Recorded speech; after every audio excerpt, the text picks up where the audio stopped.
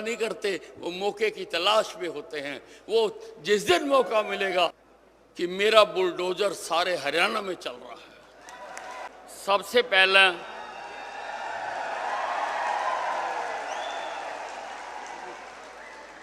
आप सबनों हरियाणा दिवस की घनी बधाई।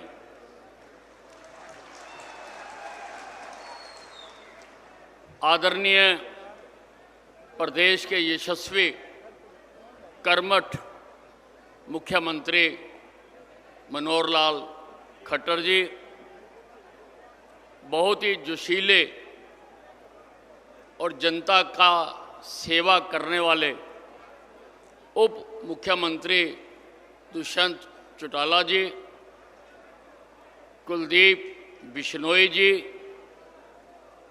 भव्य बिश्नोई जी और उनके समर्थन में आए मंच पर बैठे तमाम नेतागण, उपस्थित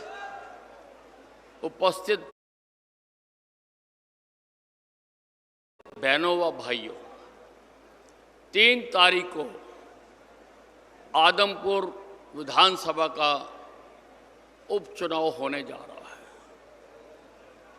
और आपने अपनी वोट डालकर तय करना है कि आपका नुमाइंदा यहां से अब कौन होगा।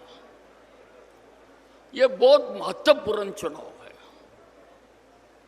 सारा प्रदेश टकटकी लगाकर आपकी तरफ देख रहा है और आपने तय करना है कि आपका वोट किसको जाए। और जब भी आदमी तय करता है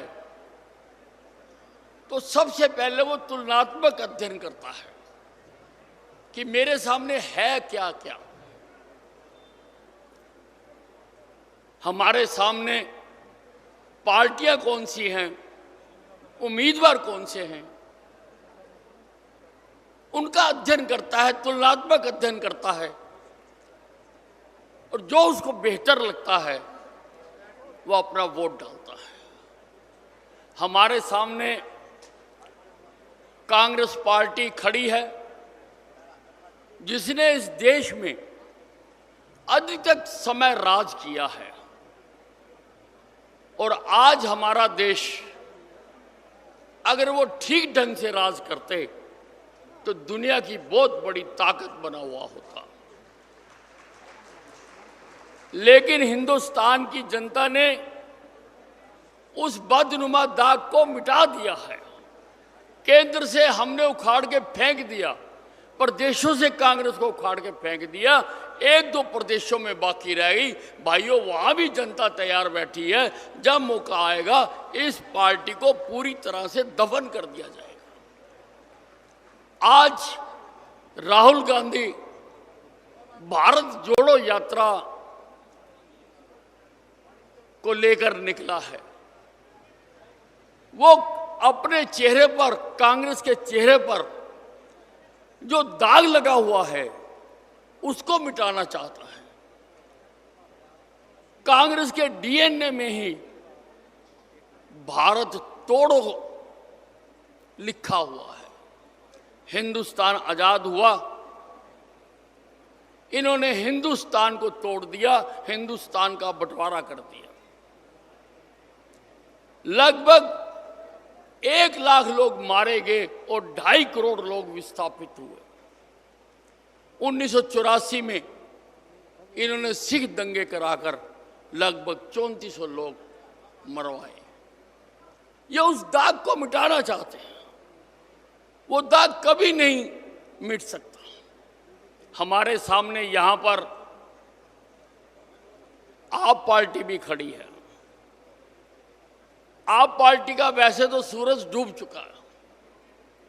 पंजाब में इन्होंने सरकार बनाई थी और 3 महीने बाद ही संगरूर का लोकसभा का उपचुनाव हुआ और लोगों ने आप पार्टी को सभी जगह से हराकर अपना प्रायश्चित किया कि हमारे से गलती हो गई थी कि हमने आप पार्टी को यहां से जिताया। आप पार्टी का केजरीवाल एक गुब्बारे बेचने वाला है। वो जहां कहीं चुनाव होते हैं, किसी प्रदेश में होते हैं, वो रंग बिरंगे गुब्बारे लेकर चला जाता है कि मेरी सरकार बनाओ, मैं ये करूंगा, मैं ये करूंगा, मैं ये सुविधा दूंगा, मैं ये मुफ्त दे दूंगा, बिजली मुफ्त, पानी मुफ्त, सब कुछ मुफ्त दे दूंगा, एक बार मेरी सरकार बना दो।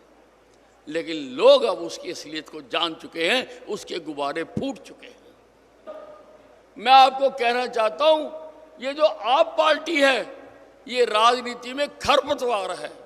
खरपतवार, जैसे किसान अच्छी फसल के लिए खरपतवार को उखाड़ कर फेंक देता है, वैसे ही देश में राजनीति ठीक चले, इस खरपतवार नामक आप पार्टी को जहां नजर आए वहां से उखाड़ कर फेंक।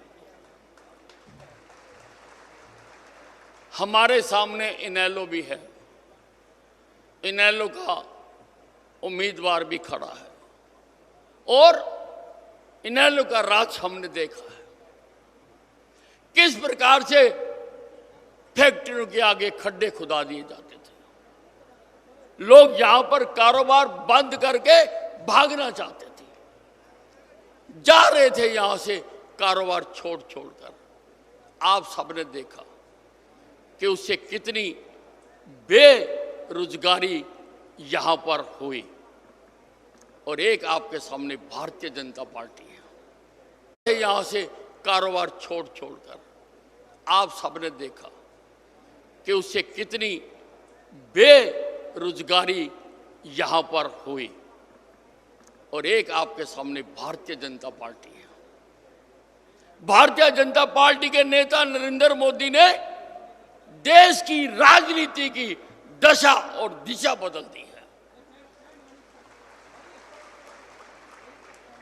पहले चुनाव होते थे नारे देकर, झूठे वादे करके।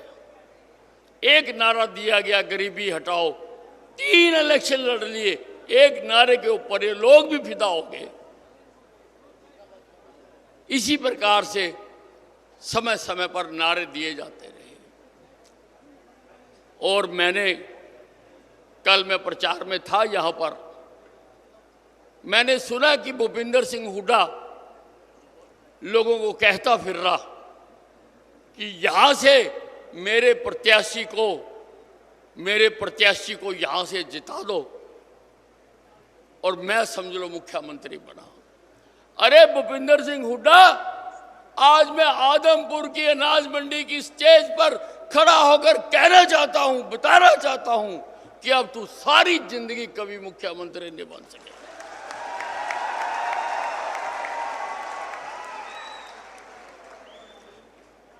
तेरे लिए तो जो कुछ तूने अपने राज में किया, जो तूने लूट मचाई, जो तूने किसानों, बोले वाले किसानों की सस्ती जमीनों को खरीद कर भूमि माफिया को दिया, तेरे खिलाफ जो केस चल रहे हैं, तेरे लिए तो हमने जेल में कमरा तैयार करा चुका है।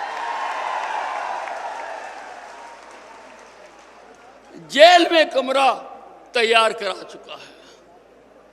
और जो तूने उम्मीदवार दिया है, जो उम्मीदवार दिया है, क्या लोग उसकी असलियत नहीं जानते कि उसकी असलियत क्या है? ग्रीन ब्रिगेड का सरगना रहा है वो।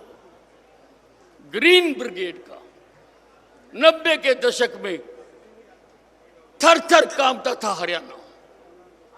जो तांडव इन्होंने किया, जो तांडव इन्होंने सारे हरियाणा में किया, वो किसी से भूला नहीं है। हमने देखा है वो समय। मैं भी 90 के समय में, उसी ग्रीन ब्रिगेड के समय में मैंने उपचुनाव लड़ा था और मैं चुनावी राजनीति में आया था और मैं जीता था वो चुनाव। तो क्या आदमपुर के लोग दोबारा से चाहेंगे कि हरियाणा में वो तांडव फिर शुरू हो, फिर लोगों को डराया जाए, फिर लोगों को धमकाया जाए, फिर लोगों की दुकानों को लूटा जाए, फिर वो जो चिंता और दुख है उसकी स्थिति में क्या जौनपुर के लोग दोबारा से उस ग्रीन ब्रिगेड के मुखिया रहे जयप्रकाश को दोबारा वोट डालना चाहिए। मर गए तो बीज कभी मरा नहीं करते, वो मौके की तलाश में होते हैं। वो जिस दिन मौका मिलेगा वो फिर अपनी ग्रीन ब्रिगेड चलाएगा। भाई और बहनों, हरियाणा में हमने कानून व्यवस्था का काम किया है, हमने गुंडागर्दी को खत्म किया है। आजकल आप देख रहे होंगे कि मेरा बुलडोजर सारे हरियाणा में चल रहा है। मैंने पुलिस अधिकारियों को कह दिया कि जितने भी गुंडे बदमाश हैं, माफियाज हैं, ड्रग्सबाज हैं, उन सारों का इलाज करो। अनिल विज पुलिस के साथ खड़ा है, इनको खत्म करिए। अनिल विज हर पुलिस कर्मचारी के साथ। आजकल समाचार पत्रों में रोजाना आप सुनते हैं कि ये काम धीरे धीरे एक शहर से दूसरे शहर, दूसरे शहर से तीसरे शहर। हमने शांति का माहौल कायम किया है। हमने जो सरकारी दुकानें लगा करती थी, भर्ती करने की दुकान, तबादले की दुकान, CLU की दुकान, भाइयों हमने वो बाजार बंद कर दिया। हमने वो बाजार बंद कर दिया। अब काबिलियत के आधार पर लोगों को नौकरी मिलती है। आज काबिलियत के आधार पर लोगों को नौकरी दी जाती है और काम आगे बढ़ाया जाता है। आज प्रदेश में शांति का माहौल है। ये जो मुख्यमंत्री जी बैठे हुए हैं, मैं 6 बार का MLA हूं भाइयों, 6 बार का। मैंने बहुत सरकारें देखी, बहुत सारे मुख्यमंत्री देखे हैं, पर मैंने ऐसा मुख्यमंत्री नहीं देखा जो दिन से लेकर रात तक केवल केवल केवल केवल केवल मैंने अपने प्रदेश को आगे कैसे बढ़ाना है। सारा दिन एक चिंता है कि मैंने अपने प्रदेश को आगे बढ़ाना है। यहां पर शांति व्यवस्था कायम करने की वजह से मुख्यमंत्री जी के 8 साल के समय में लगभग 1.5 लाख नए कारखाने यहां पर लगे, हजारों लोगों को रोजगार मिला है। और मारुति जैसी कंपनी जो पिछली सरकारों से तंग आकर हरियाणा को छोड़कर गुजरात भाग जाना चाहती थी, वो भागने तो दूर, उन्होंने एक तीसरा प्लांट यहां पर खरखोदा में लगाना शुरू कर दिया, जिसका हम उद्घाटन भी कर चुके हैं। उन्होंने कहा तुम तो हरियाणा को ही गुजरात बना दिया, यहां लूट मार खत्म कर दी, हम तो यहीं पर अपना कारखाना लगाएंगे, हजारों लोगों को रोजगार मिलेगा। तो भाइयों, ये तुलनात्मक अध्ययन है, तुलनात्मक अध्ययन करना है। भव्य बिश्नोई को जो वोट पड़ेगी वो मनोहर लाल की ईमानदारी और कर्मठता को पड़ेगी। भव्य बिश्नोई को जो वोट पड़ेगी वो नरेंद्र मोदी, जिसने आज हर भारतवासी का विश्व में सर ऊंचा कर दिया, विश्व में ऊंचा कर दिया। पहले हमें कोई पूछता नहीं था। अब रूस और यूक्रेन की लड़ाई होती है तो रूस का प्रधानमंत्री भी हमारे प्रधानमंत्री से बात करता है और यूक्रेन का प्रधानमंत्री भी हमारे प्रधानमंत्री से बात करता है। सीना चौड़ा हो जाता है कि आज हमारी बुक्कत है। पहले विदेशों में हमें कोई समझता नहीं था, आज हर भारतवासी की किसी भी देश में जाए लोग इज्जत करते हैं, सम्मान देते हैं। पहले पंजाब से उग्रवादी आते थे, मारते थे, चले जाते थे। हम केवल श्रद्धांजलि समारोह आयोजित करके अपने फर्ज को पूरा कर देते थे। लेकिन प्रधानमंत्री नरेंद्र मोदी के समय में उन्होंने उरी में घटना की, पाकिस्तान की सीमा के अंदर घुस के घर में जाके मारा, हमने घर में मारा। बालाकोट की घटना हुई तो अंदर जाकर एयर स्ट्राइक करके उनको उसका जवाब दिया। हमारा सीना चौड़ा होता है, इसलिए भाइयों फर्क पड़ता है, एक एक वोट का फर्क पड़ता है। इसलिए मनोहर लाल जी का वो काम करते रहे, नरेंद्र मोदी का जो वो काम कर रहा है उसको अपनी सहमति की मोहर लगाने के लिए ना केवल अपनी वोटें डालो, आपके जितने जानकार हैं उनके घर घर जाके कहो कि भाई अब की बार केवल भव्य बिश्नोई। आप सब टेलीफोन, मैसेज, व्हाट्सएप इस्तेमाल करते हो, मेरे कहने से अपने व्हाट्सएप पर लिखिए कि मैंने फैसला कर लिया, मैं भव्य बिश्नोई को वोट डालूंगा, आप भी भव्य बिश्नोई को वोट डालकर यहां से विजयी कराएं। और आपके जितने जानने वाले हैं उन सब तक वो व्हाट्सएप जाना चाहिए, और मुझे लगता है घूम फिर के वो मेरे तक भी आ जाएगा। मैं देखूंगा कि आदमपुर की जनता ने एक दिन में चुनावों को ऐसा कर दिया कि भव्य बिश्नोई हजारों वोटों से जीतेंगे, हजारों वोटों से जीतेंगे। धन्यवाद भाइयों।